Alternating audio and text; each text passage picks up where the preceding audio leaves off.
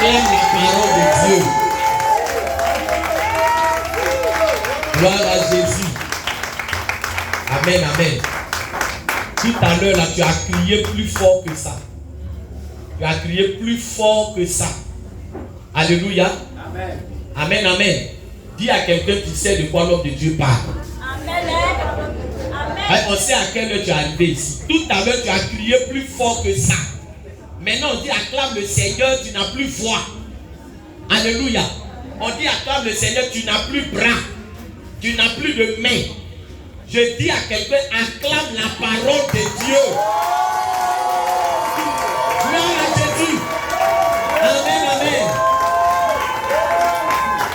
Alléluia. Que le Seigneur nous bénisse. Voilà. Amen, amen. Ne sois jamais gêné dans la présence de Dieu. Amen. Il faut honorer le Seigneur. Alors, bien aimé, le psaume 23, c'est un psaume que beaucoup de chrétiens connaissent. Même ceux qui ne sont pas chrétiens connaissent le psaume 23. C'est l'un des psaumes les plus célèbres de la Bible. Alléluia. Amen. Et donc, c'est un psaume qui nous est familier. Amen. Mais vous savez, la particularité de ce psaume-là, c'est que les gens aiment bien réciter ce psaume. Amen. Parce que dans ce psaume, il y a beaucoup de privilèges. Alléluia. Il y a beaucoup de garanties. Amen. Que le Seigneur vraiment nous accorde à travers ce psaume. Amen. Mais aujourd'hui, vous allez faire attention à un élément très important dans ce psaume. Alléluia.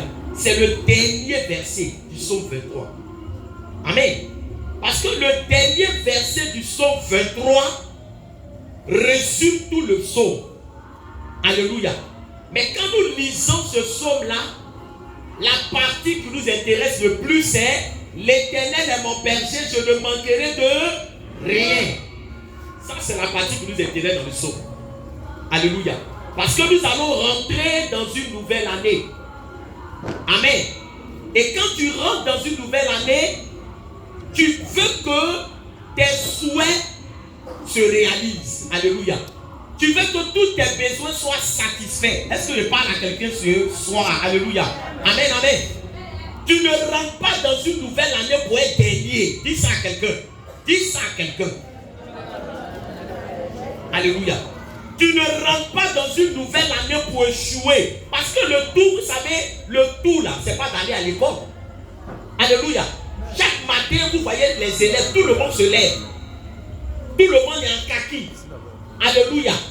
Mais bien aimé, le tout, c'est pas de te mettre en kaki. Le tout, c'est pas de dire je vais à l'école. Mais quand tu vas à l'école là, quel est le résultat que tu as? Voilà ce qui est le plus important. Alléluia. Donc on n'est pas là pour dire oui, je vais rentrer en 2026. Wow, tout à l'heure, tout le monde va crier 2026. Mais bien aimé, tu rentres en 2026, mais c'est pour faire quoi? Est-ce qu'il parle à quelqu'un ce matin? Tu rentres en 2026 pour être un vainqueur, pour dominer tes ennemis, pour que le plan de Dieu s'accomplisse dans ta vie, ou tu rentres en 2026 pour qu'on te prenne comme une serpillère, pour que tes ennemis t'humilient, pour que tes ennemis te dominent, pour que tu échoues. Alléluia. Si c'est pour ça, c'est que c'est pas la peine. Est-ce que je parle à quelqu'un ce matin? Donc si nous sommes venus à ce programme, c'est pour rentrer en 2026 comme des vainqueurs, comme des champions, comme des gens qui vont pour triompher, comme des gens qui vont pour que le plan de Dieu s'accomplisse dans leur vie. Parce que tu n'es pas venu pour accompagner les autres. Est-ce que je parle à quelqu'un ce matin? Tu n'es pas venu, bien aimé, pour que ce soit toujours les autres qui soient élevés et toi tu vas toujours être derrière. Parce que Dieu n'a pas de gloire à voir son enfant dernier. Est-ce qu'il parle à quelqu'un ce matin? Donc que le Seigneur ne regrette pas de t'avoir fait rentrer dans une nouvelle année. Est-ce qu'il parle à quelqu'un? Parce qu'un parent peut dire à son enfant, je regrette de t'avoir envoyé à l'école. Vous voyez qu'un parent dit, je regrette de t'avoir envoyé à l'école. Ça veut dire à l'école là-bas tu ne fais pas quoi? Parlez, est-ce que vous êtes là ce matin? Ça veut dire à l'école tu ne fous rien. Donc ce matin, je veux préparer quelqu'un. 2026 où tu veux rentrer là, c'est pas pour gâter le nom de Dieu. Alléluia.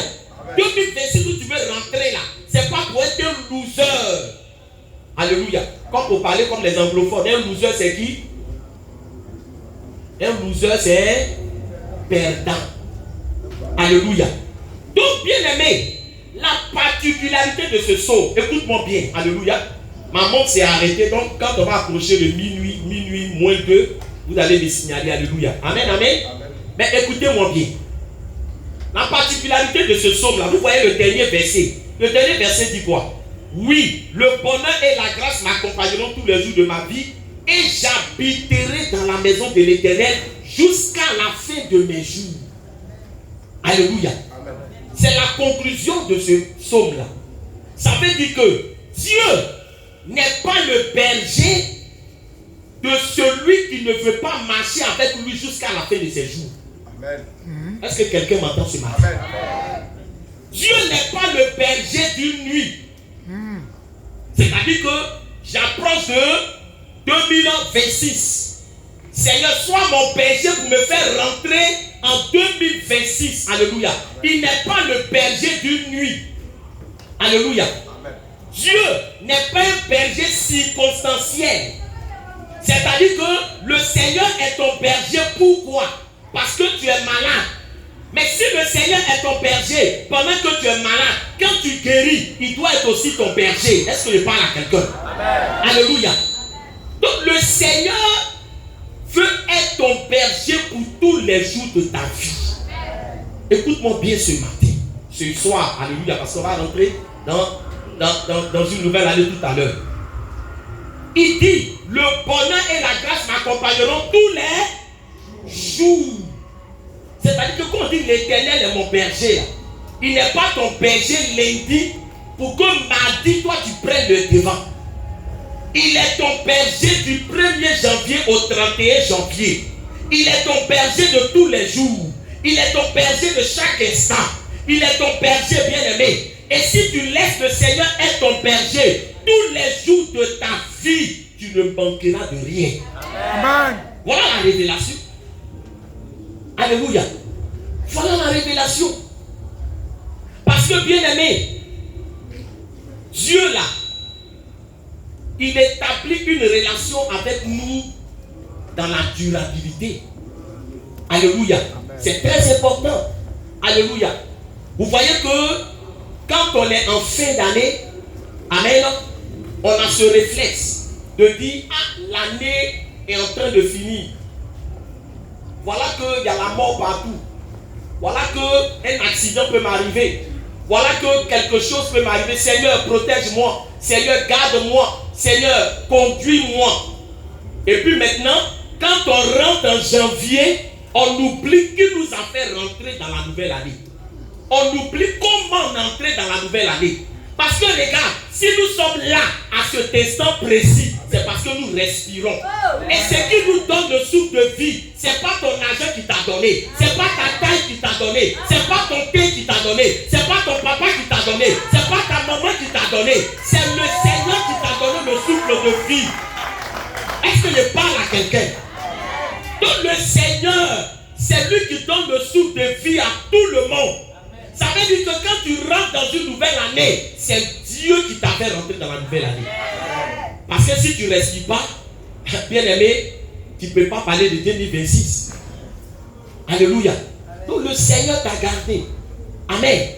Et le Seigneur veut te conduire tous les jours. Alléluia. Il veut que tu habites dans sa maison. Amen, amen. Amen. Il ne veut pas que tu sois de passage. Il ne veut pas que, bien aimé, ce soit pour un temps. C'est dans la durabilité. Alléluia. Donc, voilà un peu ce que tu dois comprendre. Il veut être le berger de tous les jours de ta vie. Mais pourquoi le Seigneur veut être ton berger? Dis à quelqu'un pourquoi le Seigneur veut être ton berger. Alléluia. Tu vas comprendre pourquoi le Seigneur veut être ton berger. Amen. D'abord, un berger, c'est celui qui fait quoi? C'est celui qui conduit un troupeau. Alléluia. Et dans la relation de berger à brebis, amen, est-ce que vous avez déjà vu un berger qui a attaché des cordes à toutes les brebis qui conduit et puis il tire les brebis, alléluia, amen. Est-ce qu'il prend des cordes pour les tirer? Non. il ne les tire pas. C'est-à-dire que les brebis même font quoi? Les brebis le suivent d'elles-mêmes. Ce matin, je suis en train de dire à quelqu'un, Dieu ne t'oblige pas à être ton berger. Ce n'est pas une obligation. Alléluia. Ce n'est pas une obligation. Donc les brebis suivent le berger parce qu'elles ont confiance dans le berger. Alléluia. Nous suivons Dieu parce que nous avons confiance en lui. Nous savons que si nous suivons Dieu, nous n'allons pas échouer. Si nous suivons Dieu, il va nous conduire là où il y a de verts pâturages. Si nous suivons Dieu, il va nous conduire là où il y a de l'eau paisible. Parce que qu'est-ce qui est important pour une brebis? C'est l'herbe et l'eau. Alléluia. C'est l'herbe et l'eau. Amen, amen. Donc je suis en train de dire à quelqu'un, tu rentres en 2026. Mais est-ce que tu maîtrises tous les éléments de 2026? Demande à quelqu'un ce matin, dis, est-ce que tu maîtrises tous les éléments? Il faut lui demander, est-ce que tu maîtrises? Amen, amen. Parce que là où nous sommes là, on ne sait rien de 2026, hein? On ne sait rien. Tu peux parler de 2025. Tu as vécu déjà 2025, tu es en train de terminer 2025. Donc tu peux dire 2025 a été comme ça, 2025 a été ceci, 2025 a été comme ça, alléluia. Mais est-ce que tu peux parler de 2026? Demande à ton voisin, il ne faut pas avoir pour lui demander. Est-ce que tu peux parler de 2026? Pourquoi? Parce que là où tu es là, tu ne sais même pas ce que 2026 te réserve. Tu ne sais rien, on ne sait rien de 2026. Celui qui a la maîtrise de 2026, c'est Jésus-Christ de Nazareth. Il est l'alpha et l'oméga. Il a la maîtrise de tout. Il sait ce qui est bon pour toi. Il sait là où il y a le vert pâturage pour toi. Là où il y a de l'eau pour toi. Là où il y a la victoire pour toi. Là où il y a l'élévation pour toi. Là où il y a la guérison pour toi. Là où il y a la délivrance pour toi. Il sait tout. Et dans la vie, il faut marcher avec quelqu'un qui sait tout. Est-ce qu'il parle à quelqu'un? Voilà pourquoi la Bible déclare qu'il est le même. Hier, aujourd'hui, éternellement. Il connaît le passé, il connaît le présent et il connaît le futur. Amen. Dis-moi en dehors de lui là qui peut faire ça. Parce que c'est frère, il faut savoir à qui tu confies ta vie. Hein. C'est important. Alléluia. Quand on parle de berger, l'Éternel est mon berger. Il me conduit, il me dirige. Il n'y a plus de jeu. C'est il. La brebis suit. La brebis, c'est pas là où il y a l'herbe. La brebis, c'est pas là où il y a l'eau. Mais c'est le berger qui a la maîtrise. C'est pour cela que, bien aimé, il faut que tu sois humble. Est-ce qu'il parle à quelqu'un? Il faut que tu sois humble. Ne te joue pas les connaisseurs devant Dieu. Ne te joue pas les sages devant Dieu. Ne te joue pas les plus intelligents devant Dieu. C'est ce qui a fait que Judas, mais il a fini, bien aimé, de façon tragique. Est-ce qu'il parle à quelqu'un? Parce que Judas était avec Jésus. La Bible déclare qu'il volait l'argent qui était dans la caisse. Mais Jésus savait. Est-ce qu'il parle à quelqu'un? Jésus savait ce que Judas faisait. Judas pensait qu'il était éclairé. Judas pensait qu'il était intelligent. Judas pensait qu'il trompait Jésus. Mais bien aimé, on ne peut pas tromper Dieu. Est-ce qu'il parle à quelqu'un? Donc, Jésus veut être notre berger parce qu'il a la maîtrise de tout. Parce qu'il a la connaissance de tout. Alléluia. Voilà pourquoi, quand nous le suivons, nous avons confiance en lui. Quand nous le suivons, nous sommes rassurés pour notre lendemain. Le simple fait qu'il soit notre berger, nous voyons 2026 comme une opportunité de victoire, comme une opportunité de témoignage, comme une opportunité d'élévation. Parce que celui qui marche devant nous, il est le vainqueur des nations. Il a triomphé de la mort. Il a triomphé de tout. Alléluia. Donc quand nous sommes derrière lui, nous sommes serrés. Oh, mais ça va se parler à quelqu'un. Alléluia. Bien aimé, nous sommes serrés. C'est pour cela qu'un enfant de Dieu doit être habité par la sérénité. Amen, amen. Là où les autres sont inquiets, là où les autres se posent des questions, vraiment, non. Il faut être habité par la sérénité. Qui te conduit? Alléluia. qui te dirige. Amen, amen. Donc, c'est une relation de quoi? C'est une relation de confiance. Alléluia. Donc, il est notre berger parce que, bien aimé, il a la maîtrise de tout. Amen. Deuxièmement, pourquoi l'Éternel doit être ton berger? Amen. L'Éternel doit être ton berger parce que vous savez, dans la vie, il y a la photocopie et puis il y a l'original. Est-ce qu'il parle à quelqu'un ce matin?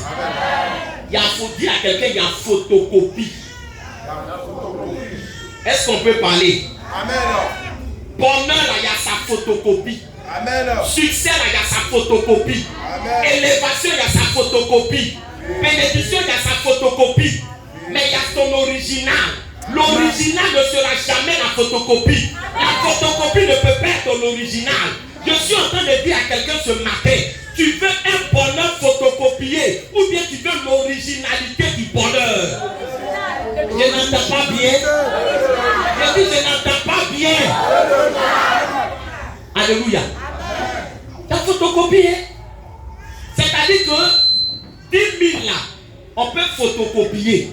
Je ne sais pas si je parle à quelqu'un ce matin. Amen, amen. Bien des banques là, il y a faux et puis il y a quoi? Il y a vrai. Souvent, à l'œil nu, tu ne peux pas faire quoi? À l'œil nu, tu ne peux pas savoir. Amen, amen. Donc, dans la vie, là, comme je vous le dis, il y a la photocopie et puis il y a l'original. Celui qui donne l'original, c'est Jésus-Christ et Nazareth. Le bonheur vrai, le succès vrai, qui n'est suivi d'aucun chagrin. La véritable victoire, la véritable abondance se trouve avec Jésus-Christ et Nazareth. Il ne faut pas te tromper. Ne prends pas photocopie, tu vas penser que c'est original. C'est lui qui donne l'original. Parce que souvent on entend des gens dire non, mais moi je ne vais pas à l'église, je n'ai pas Jésus dans ma vie, mais où je suis là, je suis heureux, je suis en paix. Il faut lui dire c'est photocopie.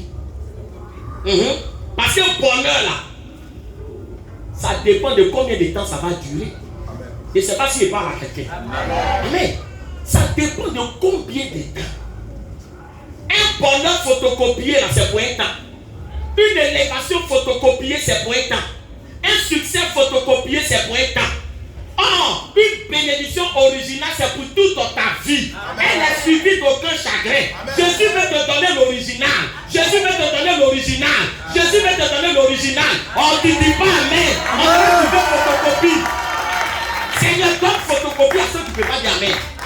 Amen. Alléluia. Amen. Tu veux un mariage photocopié? Non. Tu veux un travail photocopié? Non. Alléluia. Donc voilà pourquoi tu dois le suivre, parce qu'en dehors de lui, tout le reste là, c'est ce qu'on appelle mirage. Alléluia. Vous connaissez les mirages? Le mirage, il y a vous dire peut-être que vous voyez. Quand il fait chaud là, que tu te mets sur le goudron, et puis tu regardes de loin, tu vois, ça fait comme s'il y a l'eau. Alléluia. Oh, c'est pas quoi? C'est pas l'eau. C'est que tes yeux là te trompent. Et quand tu t'approches, tu constates que c'est quoi? C'est pas l'eau, c'est ce qu'on appelle mirage. Quelque chose qui n'existe pas. Parce qu'en dehors du berger, il y a quelqu'un qu'on appelle le mercenaire. Alléluia. Sur le bon berger, en Jean chapitre 10, Jésus dit, je suis le bon berger. Amen.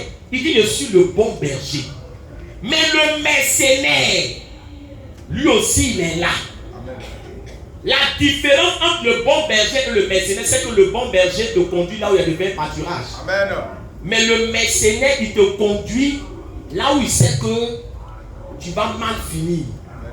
Alléluia. Amen. C'est pour cela que je suis en train de dire à quelqu'un, là où nous sommes, nous avons le choix. Soit c'est le bon berger qui nous conduit, Amen. Soit c'est le mercenaire qui nous conduit. Amen. Parce que dans cette affaire-là, il n'y a pas de neutralité. Il n'y a pas à dire non, moi Jésus ne me conduit pas. Non, si ce n'est pas Jésus qui te conduit, le mercenaire. En 2026, laisse Jésus te conduire. Ne donne pas ta vie au mercenaire.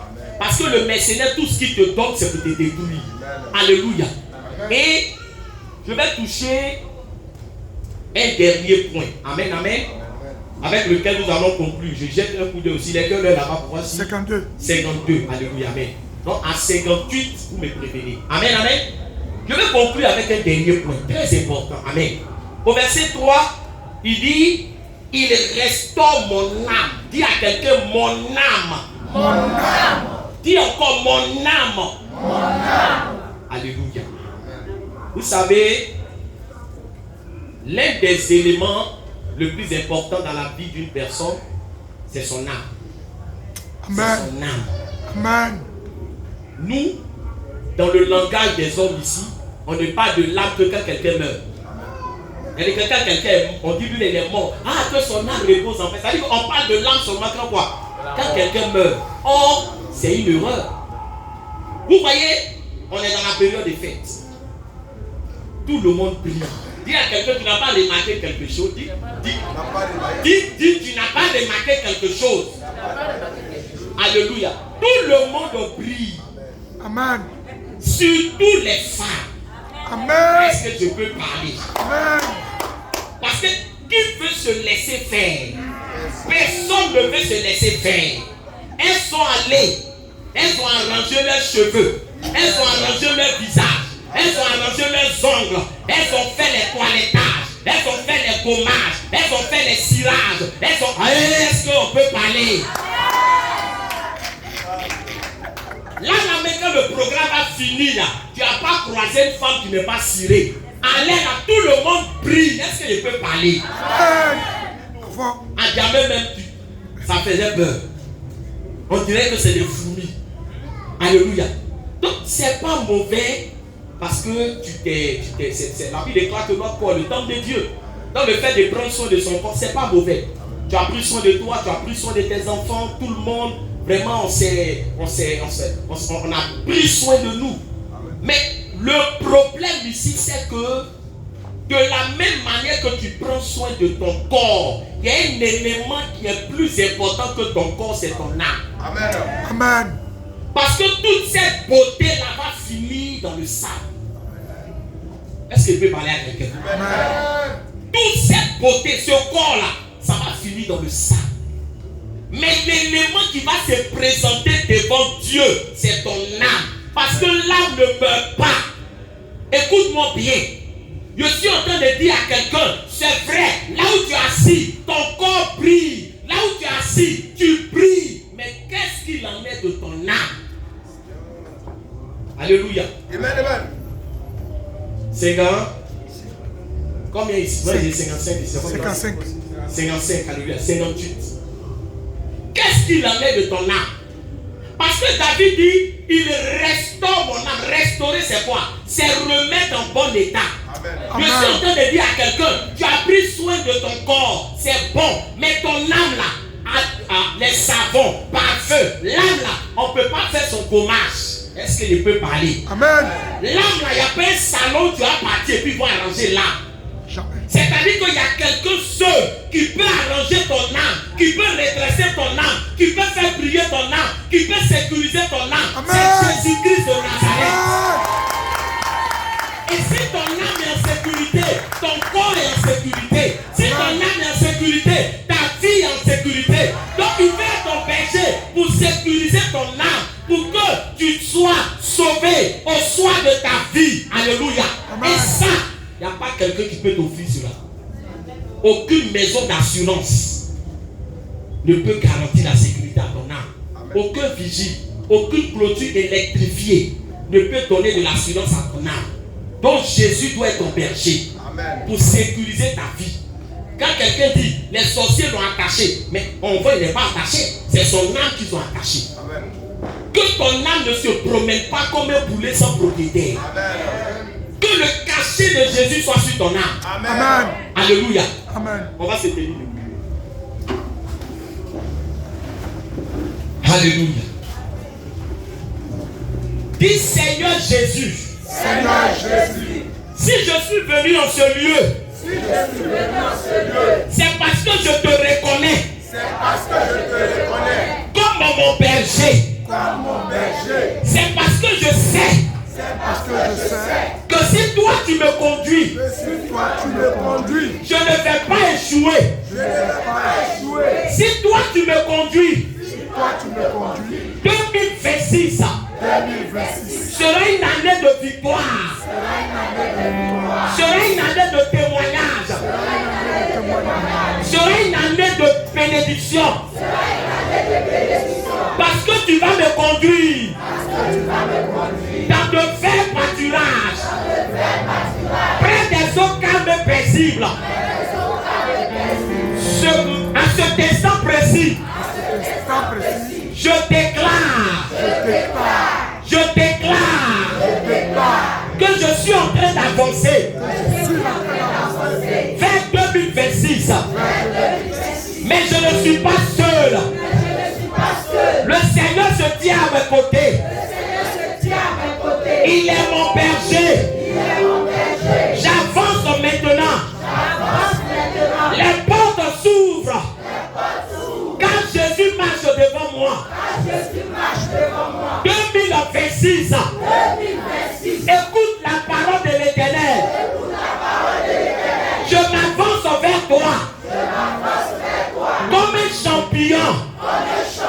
Quand le champignon, des champignons marche devant moi.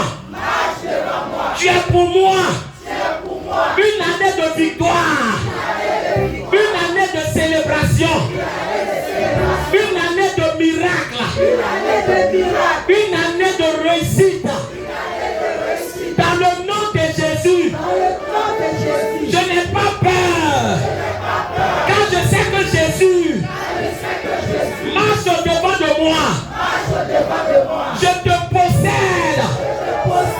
Dans le nom de Jésus, je te possède. Dans le nom de Jésus, les témoignages vont m'accompagner. La victoire va m'accompagner.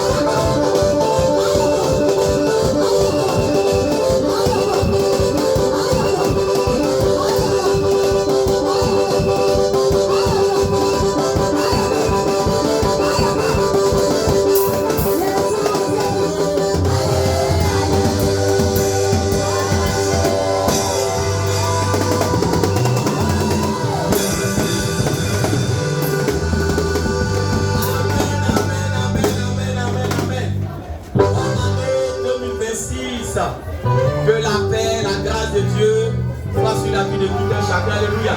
Alors, on va profiter avec un groupe musical. Vous allez donner un cantique, on va faire nos offrandes. Alléluia.